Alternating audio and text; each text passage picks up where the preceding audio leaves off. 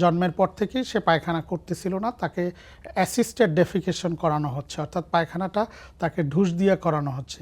এটা এক ধরনের হাঁসপ্রাং ডিজিজ বলি, অর্থাৎ আমাদের যেই নাড়ি, যেই মানে আমরা খাওয়া দাওয়া করলে যেই প্রক্রিয়ায় আবার পায়ুপথ দিয়ে পায়খানা বের হয়, তার একদম শেষ অংশে অবশ থাকে।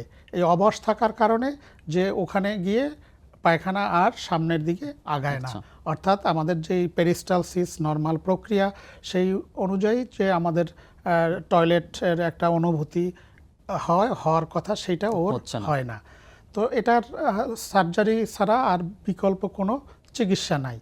এই ধরনের রোগী সাধারণত শিশু মেডিসিনের কাছে অথবা যে কোনো চিকিৎসকের কাছে যায়, জেনারেল প্র্যাকটিশনার, তারা সুন্দর করে যখন তাদেরকে বুঝিয়ে দেয় তখন তারা সার্জারির বিশেষ করে শিশু সার্জনের কাছে আসে এবং আমরা এই ধাপে ধাপে স্টেজে 3 স্টেজ লাগে, 3 ধাপে অপারেশন করি। অনেক সময় যদি খুব আর্লি স্টেজে আসে অর্থাৎ নিউনেটে, তাহলে আমরা সিঙ্গেল স্টেজেও এই অপারেশনটা করে থাকি।